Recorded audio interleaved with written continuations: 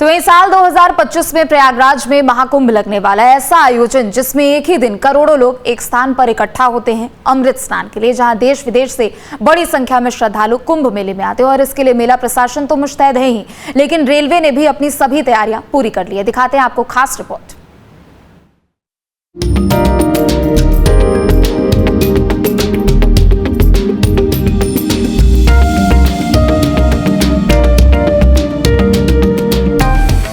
प्रयागराज में अगले कुछ महीनों के बाद ही संगम की रेती पर एक नया शहर बसना शुरू हो जाएगा।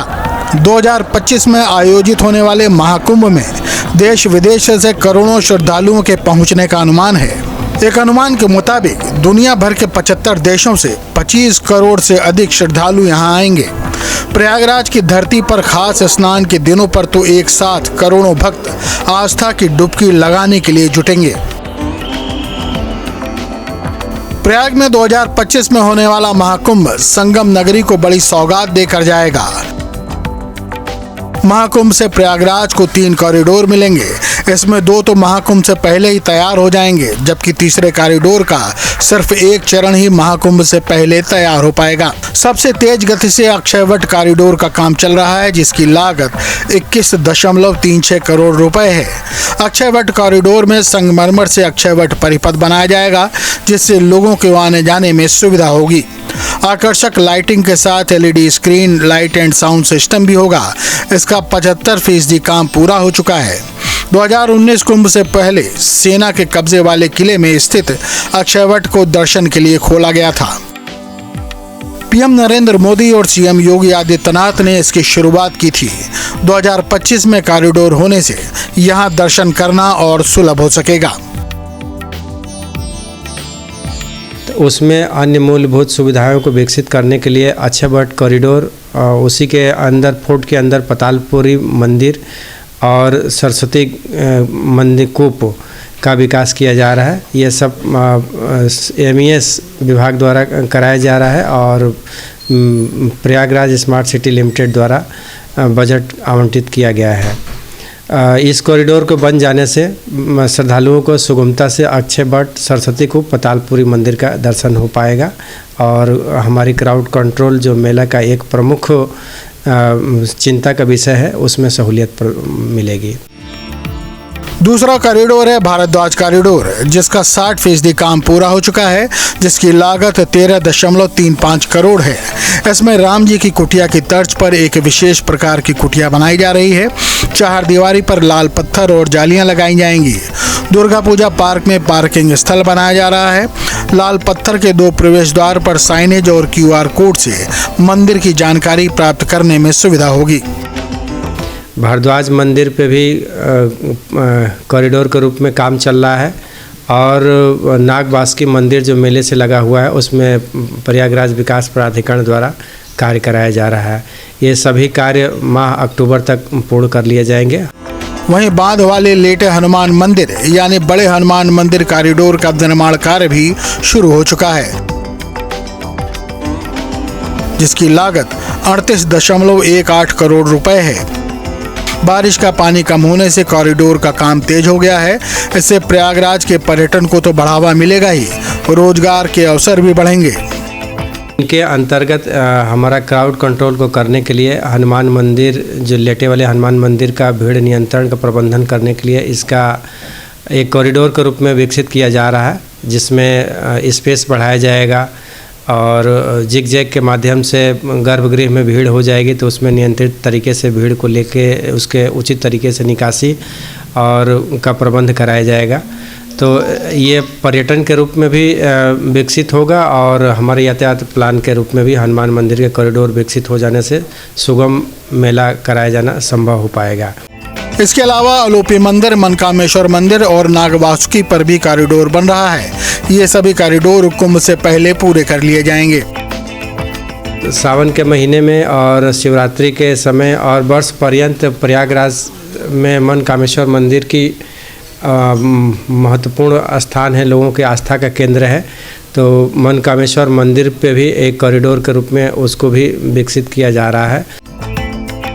कुंभ मेला को देखते हुए सिंचाई विभाग यहां घाटों का निर्माण और सौंदर्यीकरण कर रहा है। जहां लाइट और शौचालय की सुविधा मौजूद होगी। इस बार इरिगेशन विभाग द्वारा 7 घाट बनाए जा रहे हैं, जिसमें प्रमुखता से दशाश्वमेध घाट, किला घाट, सरस्वती घाट और रसूलाबाद घाट है, नौकायन घाट है और झूसी साइड में और महेवा घाट अरैल साइड में। इन घाटों पे मिनिमम सुविधाएं उपलब्ध कराई जा रही, जैसे लाइट की व्यवस्था रहेगी, शौचालय की व्यवस्था रहेगी और इस पे मेला प्राधिकरण द्वारा आरती की व्यवस्था सभी घाटों पे कराई जाएगी। जो प्रयागराज के सभी जनमानसों से अपील की जाएगी कि इस पे बैठ आकर के सुबह शाम गंगा और यमुना के दर्शन करके और आरती का लाभ उठाएंगे। इन स्थायी पर्यटक केंद्रों के विकसित होने से प्रयागराज आने वाले पर्यटक यहां रुक सकेंगे, श्रद्धालु मेला क्षेत्र में आसानी से पहुंच सकें। इसके लिए सिंचाई विभाग 14 किलोमीटर लंबा रिवर फ्रंट बना रहा है, जिससे लखनऊ, कानपुर और प्रतापगढ़ से आने वाले श्रद्धालु मेला क्षेत्र तक आसानी से पहुंच सकेंगे। गंगा जी के दोनों तरफ झूसी साइड में और फाफा माऊ से लेकर के संगम के किनारे किला तक रिवर फ्रंट रोड बनाया जा रहा है, जिसकी लंबाई लगभग 14 किलोमीटर में है। और जैसा कि हम लोग जानते हैं कि मेला क्षेत्र में आने वाले लखनऊ, प्रतापगढ़ और कानपुर से आने वाली भीड़ का यातायात का प्लान ये रखा गया है कि 6 लेन पुल पे स्टील ब्रिज बनाया जाएगा, स्टैनली रोड होते हुए इधर के लिए गुजरेगी। 14 किलोमीटर के इस रिवर फ्रंट को बनाने पर 100 करोड़ रुपए खर्च किए जा रहे हैं। इस रिवर फ्रंट रोड से रसूलाबाद से संगम की दूरी महज 10 मिनट में तय हो जाएगी। दोनों साइड में ये चीज़ें लेने से एक लाभ होगा कि फाफा मऊ से जितने भी अवध के यात्री, जो अवध साइड के जितने भी लोग आएंगे, उनके वाहन से या पैदल या ट्रेन से, उन सबको बहुत ही सुंदर ढंग से मेले के बिल्कुल लगा हुआ ये क्षेत्र है। इसी के बाद ये मेला बसेगा। आज गंगा की धारा है, कल इसी पे मेला बसेगा।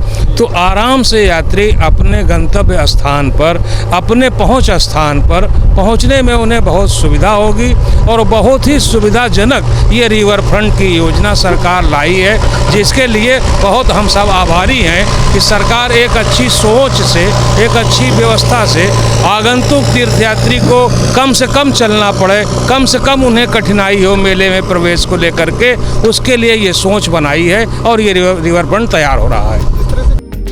अब तक इस योजना के 2 सबसे महत्वपूर्ण काम पूरे हो चुके हैं। पूरी सड़क पर बोल्डर फिटिंग कर दी गई है, मिट्टी बिछाने और लेवलिंग का काम भी पूरा हो चुका है। ये रोड केवल कुंभ और माघ मेलों के लिए ही नहीं है, बल्कि साल भर स्थानीय लोगों को रोजगार देने का काम भी करेगी, जिन्हें दोनों तरफ खाने पीने की दुकानें अलॉट की जाएंगी।